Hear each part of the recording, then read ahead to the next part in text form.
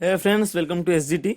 हमने previous lecture में पढ़ा था वन डायमेंशनल एरे होती क्या है, उसको कैसे जावा की प्रोग्राम में इंप्लीमेंट करी जाती है और कैसे यूज करी जाती है।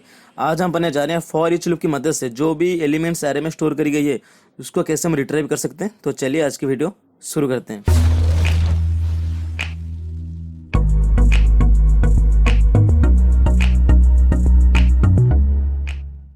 तो आज का जो टॉपिक है हमारा वो है फॉर ईच लूप की मदद से जो भी एलिमेंट स्टोर करी गई है एरे के अंदर उसको हम कैसे रिट्रीव कर सकते हैं, यानी कि जो भी एलिमेंट एरे के अंदर स्टोर करी गई है उसको हम कैसे कंसोल पे शो करवा सकते हैं।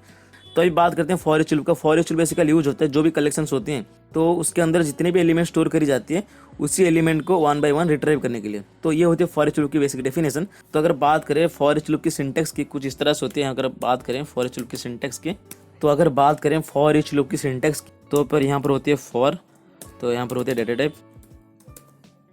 फिर हम कोई वेरिएबल को यहाँ पर डिक्लेयर करते हैं, यहाँ पर हम देते हैं कॉलन, फिर हम करते हैं कलेक्शन।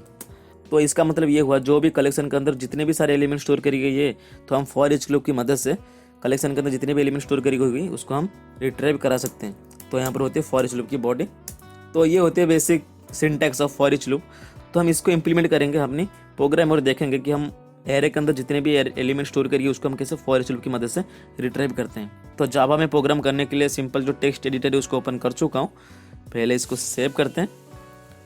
तो सेव मैंने कुछ इस तरह से करा, मैंने कहा टेस्ट.जावा।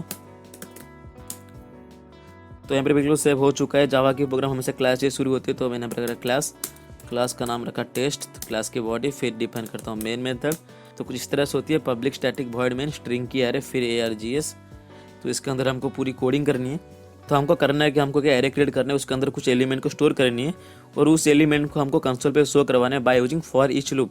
तो मैं एक एरे क्रिएट कर रहा हूँ जो कि इंट टाइप का एरे, मैंने करा इंट, फिर मैंने क्रिएट करा इंट की एरे, फिर उसका कुछ नाम रखते हैं, यानी कि जो वेरिएबल है उसका कुछ नाम रखते हैं।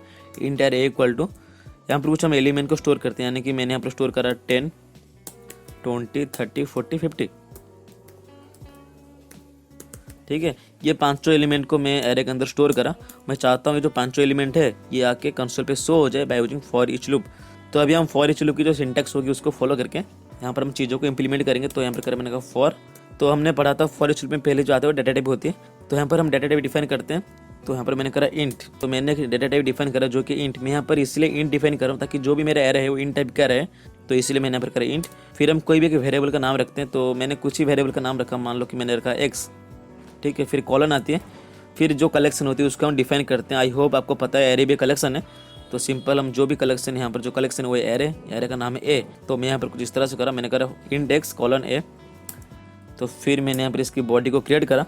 तो फिर यहाँ पर इसको प्रिंट करते हैं, मैंने करा system.out.println, जिसकी मदद से हम कोई भी मैसेज हो उसको कंसोल पे शो करवा सकते हैं। तो यहाँ पर मैंने इसको इसलिए करा ताकि स्पेस आ जाए। तो एलियन को हटा देते हैं ताकि न्यू लाइन क्रिएट ना हो, एक ही लाइन में जो भी आउटपुट है वो शो हो जाए। तो यहाँ पर मैं इसको प्रिंट कर रहा हूँ। ठीक है, तो पहले इसको समझते हैं। ये जो प्रोग्राम है बनके बिल्कुल तैयार है, इसको पहले समझते हैं इस प्रोग्राम का मोटिव क्या है और काम कैसे करेगा। इस प्रोग्राम हम इसीलिए बना रहे हैं कि जो भी एलिमेंट्स मेरा एरे के अंदर स्टोर करी गई है उस एलिमेंट को मैं कंसोल पे शो करवाना चाहता हूँ, डिस्प्ले करवाना चाहता हूँ by using for each loop. तो ये था हमारा मोटिव। तो मैंने यहाँ पर एक एरे क्रिएट करा जो कि इन टाइप के एरे है। इसके अंदर मैंने कुछ एलिमेंट को स्टोर करा जो कि 10, 20, 30, 40 और 50। तो यहाँ तक तो ठीक है। फिर मैंने करा यहाँ पर फॉर ईच लूप का यूज करा। मैंने आपको बताया था जो फॉर ईच लूप है उसका सिंटैक्स किस तरह से होती है। तो फॉर ईच लूप का सिंटैक्स होती है, पहले डाटा टाइप आती है, फिर उसके बाद वेरिएबल का नाम होती है, फिर कलेक्शन होती है। तो यहाँ पर मैंने बिल्कुल इस तरह से करा। मैंने करा इंट जो है डाटा टाइप है, मैंने यहाँ पर इंट इसीलिए लिया क्योंकि जो मेरे एरे है वो इंट टाइप का एरे है, तो यहाँ पर मैंने इंट लिया। ठीक है, तो इंटीजर मतलब इंट। फिर इंट के बाद कुछ डाटा टाइप को डिफाइन करते मैंने कहा एक्स, तो यहाँ पर कॉलन ए, यानी कि इसका मतलब ये है, ये जो लाइन है इसका मतलब ये हुआ कि जितने भी एलिमेंट है ए के अंदर वो आके स्टोर हो जाए एक्स के अंदर।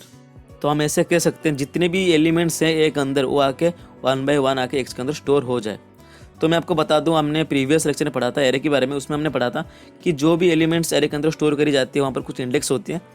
तो हम कह सकते हैं जो 10 है इसका इंडेक्स है 0, 20 का है 1 और 30 का है 2, 40 का 3 और 50 का 4। तो ये होती है इंडेक्सिंग। तो हम कह सकते हैं ये जो भी एलिमेंट एरे के अंदर है वो आके स्टोर होनी है एक्स में। तो सिंपल है। तो कैसे स्टोर होंगे, पहले आएगा 10 इसीलिए आएगा क्योंकि यहाँ पर जो भी एरे होती है उसमें इंडेक्स बहुत ज़्यादा मैटर करती है। तो पहले 10, तो 10 यहाँ पर आया। ठीक है, 10 जो भी एक अंदर 10 है वो आके यहाँ पर आया। यहाँ पर आने के बाद यहाँ पर कंडीशन चेक हुआ जो भी एलिमेंट 10 है वो एक अंदर है या नहीं, बिल्कुल है। तो अगर है तो हम सिंपल नीचे आएंगे। नीचे आने के बाद यहाँ पर system dot out dot println की मदद से हम प्रिंट करेंगे एक्स की वैल्यू, जो फिलहाल एक्स की वैल्यू है 10 है। ठीक है, 10 के बाद फिर आ जाएंगे ऊपर जाने के बाद यहाँ पर जो AF0 है वो प्रिंट हो चुका है, फिर AF1 प्रिंट होगा, यानी कि जो 20 वो प्रिंट होगा, 20 के बाद 30 प्रिंट होगा। तो ऐसे करके हमको 50 तक प्रिंट करवाना है कंसोल पे। तो कुछ इस तरह से प्रोग्राम काम करते हैं, बता दूं। जितने भी एलिमेंट है एक अंदर वो आके एक्स में स्टोर होंगे 1 बाय 1। पहले 10 आएगा, फिर 20 आएगा, फिर 30 आएगा। ऐसे नहीं कि कोई कभी भी आ रहा है, यानी कि कभी 40 आ रहा है, कभी 50 आ रहा है, ऐसे कुछ नहीं होगा।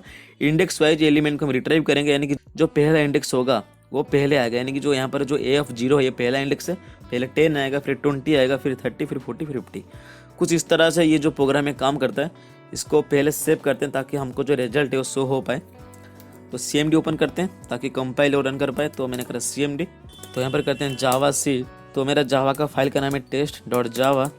तो यहाँ पर मैंने करा test.java।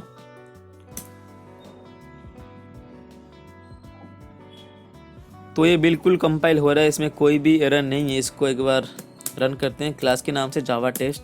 तो आप यहाँ पर देख पा रहे हो जो भी एलिमेंट्स को आपने स्टोर करा था एरे के अंदर वो सारे यहाँ पर स्टोर हो रहे हैं, यानी कि 10, 20, 30, 40, 50।